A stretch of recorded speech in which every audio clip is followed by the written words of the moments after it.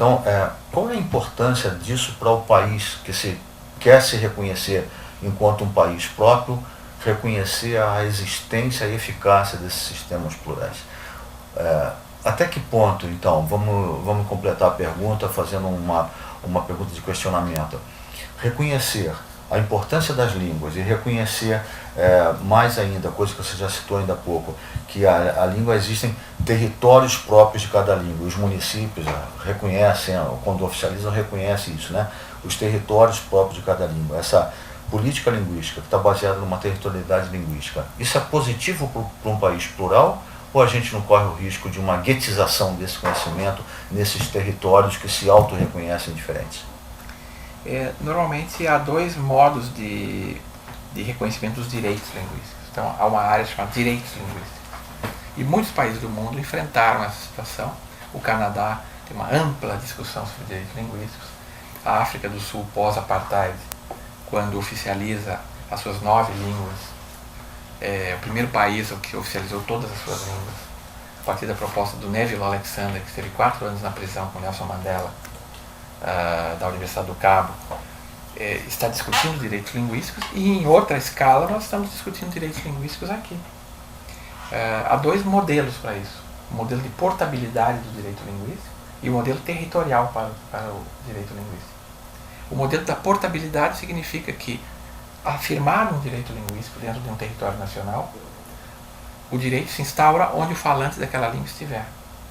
Então, por exemplo, se os índios do Alto Rio Negro migrarem todos para o centro de Manaus, eles continuariam sendo sujeitos de direito linguístico e teriam suas línguas reconhecidas em Manaus. Na prática, muitos pesquisadores mostram que a portabilidade do direito linguístico cria impasses muito grandes em termos de implementação de políticas. E, portanto, é preferível adotar um modelo territorial. Então, o direito linguístico está condicionado a um território. Dentro daquele território, esse direito se instaura. Essas questões são bastante polêmicas e contraditórias. Por exemplo, o fato de haver um direito linguístico territorial ajuda a evitar certos tipos de êxodos, né? De êxodo territorial, mas, por outro lado, restringe também a portabilidade desse direito, né? Esse direito não se instaura em qualquer lugar. Quem se lembra da Resolução 03 da Educação Escolar Indígena, logo no seu início colocava a questão: os índios têm direito à escola indígena fora das terras indígenas? Ou só têm direito à escola indígena dentro da terra indígena? Nós lutamos muito para que tivessem direitos também fora da terra indígena. Mas, de fato, isso implica em dificuldades muito grandes de implementação, né? É um fato também. Não vejo perigo de guetização, porque a guetização é sempre uma ação externa. Quem coloca as pessoas no gueto é um poder externo que fecha essas pessoas naquela situação. Quando as comunidades se fecham, em geral, porque foram vítimas de algum tipo de medo, né? De medo de se abrir, de medo de circular. Os judeus não estavam em guetos na Europa antes da ocorrência dos pogroms da Idade Média, né? Os árabes não estavam em guetos em Portugal antes da criação das mourarias, onde eles foram circunscritos, né? De modo que não vejo mais esse perigo no tipo de sociedade que vai se organizando no século XXI, né? Se você pega uma cidade como Londres, com mais de 340 comunidades linguísticas dentro da cidade, é claro que há territórios, há um lugar onde se concentram mais chineses, mais paquistaneses, ou mais jamaicanos, mas não se pode falar em guetos, né? Porque há uma circulação, há uma abertura. As crianças convivem em escolas públicas que são plurais. Eu tenho uma amiga da Guiné-Bissau, num banlieue de Paris, na escola onde a filha dela estuda, há crianças falando de 34 línguas diferentes. É antes um processo de criação do que tem sido chamado na linguística aplicada de hiperdiversidade ou superdiversidade. As sociedades da superdiversidade. Aquelas sociedades, como no Canadá, como nas principais metrópoles do mundo hoje, você tem comunidades do mundo todo, né? Não me esqueço daquela visita que o diretor da CIA fez quando veio ao Brasil, e que disse, então, quando perguntado que um problema maior para a CIA e que dava uma saudade muito grande da União Soviética, é que no tempo da União Soviética eles podiam espionar tudo que acontecia lá em russo. E que agora, com esses vários países da Rússia e com a emergência de repúblicas dentro da Rússia mesmo, eles têm que espionar em tantas línguas que algumas eles nem conseguem identificar que línguas são. Né? E que a escuta telefônica que a CIA instaurou nos Estados Unidos depois do 11 de setembro torna-se altamente ineficiente, porque dentro dos Estados Unidos estão hoje todas as línguas do mundo, em função das migrações. E que, portanto, fazer escuta telefônica massivamente nos Estados Unidos demanda um conhecimento linguístico instalado que é completamente impraticável. Porque há nepaleses que falam pequenas línguas do Nepal instalados em Los Angeles, por exemplo, que você não tem mais como acompanhar. Então, eu diria que não. A gente está passando antes por um processo de superdiversidade, com linhas completamente novas, por exemplo, a chegada do crioulo francês do Haiti ao Brasil. A entrada de uma nova língua no Brasil, né? O Brasil passa a ser também um lugar onde se fala crioulo francês do Haiti. Por quê? Porque nós somos, a todo momento, tocados pelas novas levas de imigração.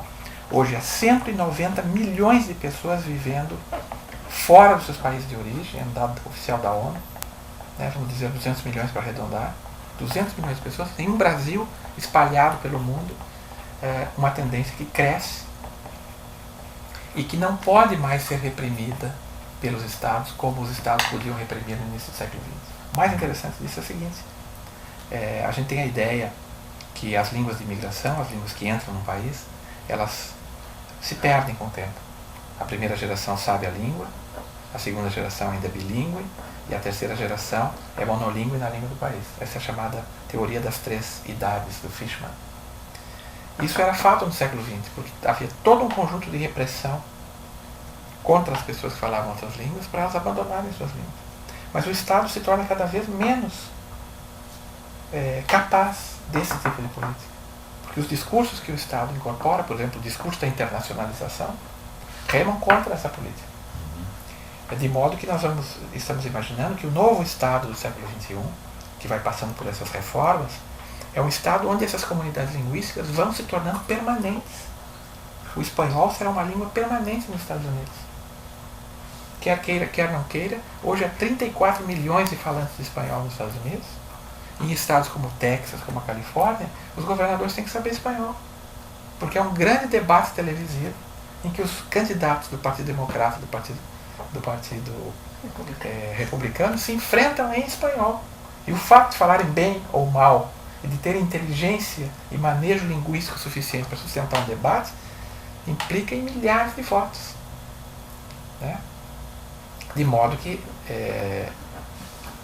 tudo age contra a ideia de guetização por esse viés e por um outro viés que é interessante e que se aplica aos pomeranos no Brasil de maneira muito forte, que é a criação de redes linguísticas. Então os pomeranos criaram a rede dos municípios pomeranos no Brasil. Então o que antes era um gueto do município do Espírito Santo, lá nas montanhas de Santa Maria de Jetibá, que nem sabia da existência de uma comunidade pomerana no Rio Grande do Sul, né? Hoje não é mais assim. Hoje eles têm uma rede. Eles fazem encontros culturais lá em Santa Maria de Jetibá, aí vamos do sul para lá, depois os outros vêm, trocam insumos de internet, trocam experiências com os pomeranos dos Estados Unidos e da Austrália,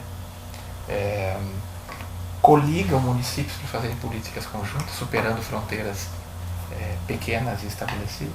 Eu diria que não, que a grande tendência é o contrário da guetização. É a abertura interna no Brasil, dentro do país, de modo geral, e a abertura das redes que essas línguas possibilitam e que agregam valor à vida dessas pessoas, agregam conhecimento à vida dessas pessoas. Os pomeranos organizam anualmente um grupo de 30 pomeranos que vão visitar a antiga Pomerânia todos os anos, chegam lá e encontram memórias, resquícios do que foi a civilização pomerana, não existe mais, foi varrida do mapa, desapareceu no conjunto dos nacionalismos europeus do século XX, mas todo ano vai esse grupo financiado por uma empresa privada do setor têxtil de Blumenau, que paga as passagens, hospedagens e tudo, e conectam com a memória de lugares, de toponímias, de resquícios do que foi aquela cultura e que hoje eles consideram que a cultura pomerana é muito mais uma cultura do Brasil. É uma língua brasileira. E os pomeranos são uma cultura brasileira também, que tem essa conexão com a memória e com outras redes de falantes da mesma língua.